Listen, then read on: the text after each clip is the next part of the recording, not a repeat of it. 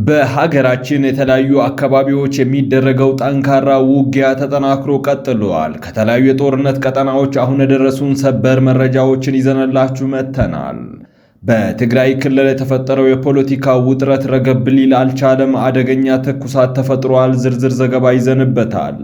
በሀገሪቱ እየተደረጉ ባሉ ጦርነቶች የመንግስት የጸጥታ ኃይሎች በታጣቂዎች እየወሰዱ ያሉትን እርምጃ በተመለከተ በየጊዜው የሚያወጡት ዘገባ ጥያቄ ተነስቶበታል። ይህ ጥበብ ሚዲያ ነው። ጥበብ ሚዲያ በጋዜጠኞች የተመሰረተ ሚዛናዊና ተአማኒ መረጃዎችን የሚያደርሳችሁ የዜና ቻናል ነው። ሰብስክራይብ በማድረግ የደወል ምልክቷን በማብራት የቤቱ አባል ትሆኑ ዘንድ በታላቅ አክብሮት እንጋብዛለን። ላይክና ሼር ማድረጋችሁንም አትርሱ። አሁን መረጃዎቹን በዝርዝር ወደ እናንተ እናቀርባለን። የመንግስት የጸጥታ ኃይሎች በፋኖና በኦሮሞ ነጻነት ሰራዊት እየወሰዱ ያሉትን እርምጃ በተመለከተ በየጊዜው የሚያወጧቸው መረጃዎች የተጋነኑ ናቸው ሲል ዲደብሊው ዘገበ።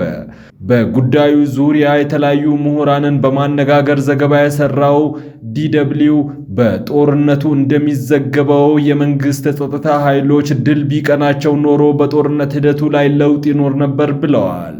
ዲደብሊው ያነጋገራቸው በአዲስ አበባ ዩኒቨርሲቲ የሶስተኛ ዲግሪ እጩ የሰላምና ደህንነት ባለሙያ አቶ መብራቱ ጋርጂሶ በእውነት መንግስት በተደጋጋሚ እንደዚህ አይነት መግለጫዎችን ማውጣቱ የተለመደ እየሆነ መምጣቱን ገልጸው በዚህ መንገድ ባለፉት 7 ዓመታት የታዩ ቀውሶች ግን ሲስፋፉ እንጂ ሲጠፉ አልታየም ነው ያሉት። በተመሳሳይ ጉዳይ አስተያየታቸውን የተጠየቁት የፖለቲካ ሳይንስ ባለሙያና ተንታኙ አቶ ሰለሞን ተፈራ ደግሞ የመንግስት የጸጥታ ኃይሎች ወደ ጦርነት ለመግባት የተገደዱበት ጉዳይ በማተኮር ነው አስተያየታቸውን የተናገሩት። መከላከያ ሰራዊቱን ተቃውሞ የሚንቀሳቀሱ አካላት ላይ ወታደራዊ እርምጃ እየወሰደ መሆኑ ይታወቃል። ኢትዮጵያ የሰላም እጦት ችግርን ጨምሮ ባሏት ልዩ ልዩ ችግሮች ግን መንግስት የመወያየትና የመደራደር ፍላጎት እንዳለው አውቃለሁ ብለዋል። ከዚህ አኳያ መንግስት ያቀረባቸው ጥሪዎች አመራሮችን በሚገድሉና ትምህርት ቤትን ጭምር በሚያወድሙ ታጣቂዎች ተቀባይነት በማጣቱ መንግስት እያደረገ ያለው በተሰጠው ኃላፊነት ተቋምና ሕግን የመከላከል ተግባር ነው በማለት መንግስት ታጣቂዎች ተገደው ወደ ድርድር እንዲመጡ እየጣረ እንደሚገኝ ነው የተናገሩት። አቶ ሰለሞን ዘላቂ ሰላምን ለማስፈን አማራጭ ዕድል ሊሰጣቸው እንደሚገባ ቢያምኑም እውነታው ግን ያንን ባለመፍቀዱ ወታደራዊ እርምጃ ግድ ሆኗል በማለት ሐሳባቸውን ያክላሉ። አመራሮችን፣ የሀገር ሽማግሌዎችንና የሃይማኖት አባቶችን የሚገርፍ የሚገድል አካል ለሰላም ዝግጁ ነው ተብሎ ስለማይታሰብ መንግስት ግለሰቦችንና ተቋማትን በመጠበቅ መንግስታዊ ኃላፊነቱን ለመውሰድ ሌላ አማራጭ የለውም ብለዋል። የሰላምና ደህንነት ባለሙያው አቶ መብራቱ ግን አስተያየታቸውን የሰጡት ከዚህ በተቃራኒ ነው። በዚህ በኩል ዘላቂ መፍትሄ ይመጣል ብዬ አላምንም። ዘላቂ መፍትሄ የሚመጣው በመነጋገርና ሰጥቶ በመቀበል መርህ ነው። መንግስት የሚወስዳቸው እርምጃዎች ውጤታማ እንኳን ቢሆኑ መቼ መልሶ እንደሚያቆጠቁጥ ስለማይታወቅ እውነተኛ እርቅና ሀገራዊ መግባባት ላይ በመደረስ ለሀገር መሰረት መጣል፣ ችግርን በሰላማዊ መንገድ መፍታት ቅድሚያ ሊሰጠው ይገባል ሲሉ ነው አስተያየታቸውን የሰጡት። በህወሓት ኃይሎች የነበረው ልዩነት ረግቧል ተብሎ ሲጠበቅ የነበረ ቢሆንም የጊዜያዊ አስተዳደሩ ፕሬዝዳንት ታደሰ ወረደ የጊዜያዊ አስተዳደራቸውን ካቢኔ ማዋቀራቸውን ተከትሎ እንደገና አገርሽተዋል። በአቶ ጌታቸው ረዳ የሚመራው የህወሓት አንጃ የአዲሱን ካቢኔ አወቃቀር አካታች ያልሆነ ለአንድ ወገን ያደላ እንደሆነ መናገራቸውንና የህወሓት ገዢና ጨቋኝ ስርዓትን ለመታገል ሁሉን አይነት ትግል ሂደት ሊከተሉ እንደሚችሉ አቶ ጌታቸው ረዳ መናገራቸውን መዘገባችን ይታወሳል። ዛሬም አቶ ጌታቸው ረዳ በትግራይ ጊዜያዊ አስተዳደር በተዘጋጀላቸው የሽኝት መርሃ ግብር እንዲገኙ ጥሪ ቢቀርብላቸውም እንደማይገኙ ተናግረዋል። መቀሌ ከፍተኛ የደህንነት ስጋት ውስጥ ነች ያለችው ሲሉም ገልጸዋል። እነርሱም ቢሆን ወደ አስመራ ቢሸሹ ነው የሚሻላቸው፣ እኔም አዲስ አበባ ይሻለኛል ሲሉ ስላቅ የተሞላበት ንግግር ተናግረዋል። አክለውም አቶ ጌታቸው ረዳ እኔ ከትግራይ ፖለቲካ መራቅ አልፈልግም፣ ያላለቀ የትግራይ አጀንዳ አለ ብለዋል። በአዲሱ የጠቅላይ ሚኒስትሩ የምስራቅ አፍሪካ ጉዳዮች ልዩ አማካሪ ሹመት የሥራ ዝርዝር ወይም ጆብ ዲስክሪፕሽን አልተሰጠኝም። አሁን ሳስበው የሥራ ዝርዝሩን እኔ ራሴ የምጽፈው ይመስለኛል። ይህንን ስልጣን ያላለቀ አጀንዳዬን ለማስፈጸም እጠቀምበታለሁ ሲሉ ገልጸዋል። የትግራይ ሕዝብ ያላለቀ አጀንዳ አለው። አጀንዳው እንዲያልቅ ለማድረግ እሰራለሁ። አሁን ያለው ወቅታዊ ሁኔታ እንዲቀየር ለማድረግ እሰራለሁም ብለዋል። በትግራይ ፖለቲካ የአንበሳውን ድርሻ ከሚጫወቱ ፖለቲከኞች በግንባር ቀደምትነት የሚጠቀሱት በደብረጽዮን ገብረ ሚካኤል በሚመራው የህወሓት ክንፍ ቁልፍ ሰው የሆኑት ወይዘሮ ፈትለወርቅ ገብረዝጋብሔር ወይም ሞንጀሪኖ ባለቤት ሊባኖስ ኃይለ ሚካኤል በቦሌ ዓለም አቀፍ አየር መንገድ በፖሊስ ቁጥጥር ስር ውለዋል። ግለሰቡ በቁጥጥር ስር የዋለው በህገ ወጥ የማዕድን ንግድ ተጠርጣሪ እንደሆነ ነው ፖሊስ የገለጸው። ከጦርነቱ በፊት በለንደን በሚገኝ የኢትዮጵያ ኤምባሲ ኤታሼ በመሆን ሲሰራ ቆይቷል።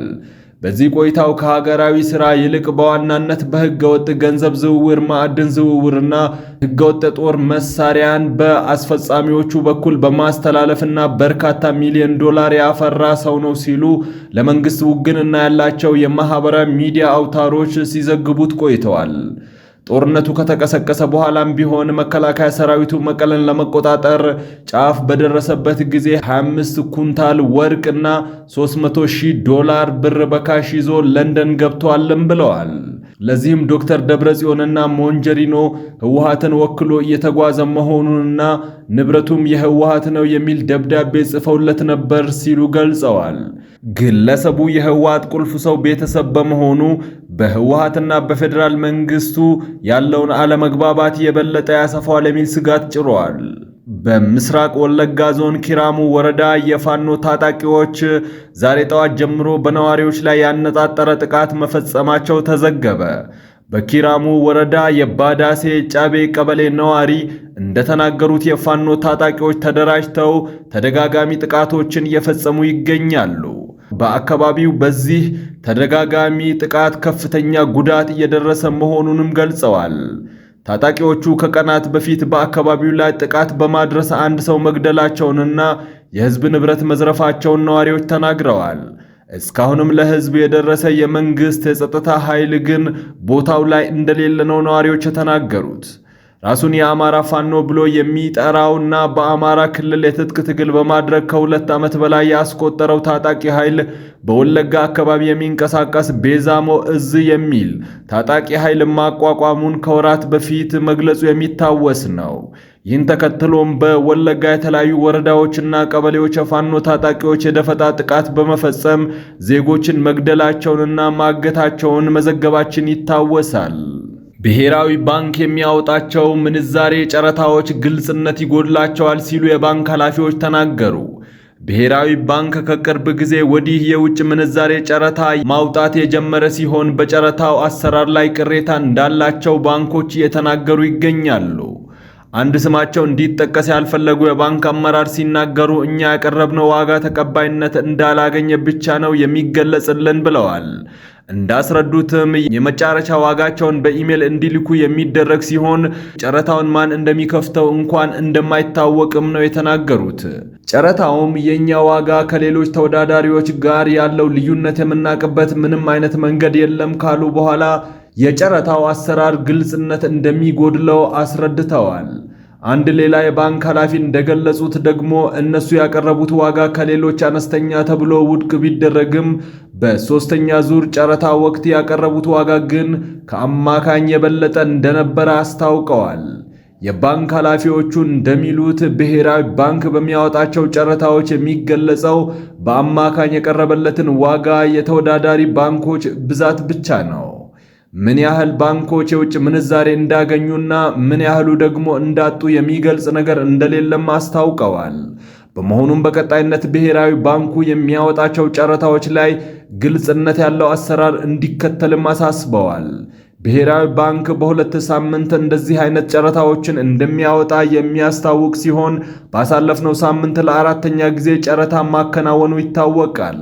በአራተኛው ዙር ጨረታ $70 ሚሊዮን ቀርቦ በአማካኝ በ131 ብር ከ49 ሳንቲም ለመሸጥ መቻሉን ነው ይፋ ባደረገው መረጃ ለማወቅ የተቻለው። ይህ ጥበብ ሚዲያ ነው። መረጃን ከጥበብ ስለተከታተላችሁ ከልብ አድርገን እናመሰግናለን። የዛሬው የመረጃ ሰዓታችን በዚህ አብቅቷል። ሚዲያችን በጋዜጠኞች የተመሰረተ ሙያዊ ስነ ምግባርን በማክበር ሚዛናዊና ተአማኒ መረጃዎችን የሚያደርሳችሁ የዜና ቻናል ነው። ሰብስክራይብ በማድረግ የደወል ምልክቷን በማብራት የቤቱ አባል ተሆኑ ዘንድ እንጋብዛለን። ሰላም።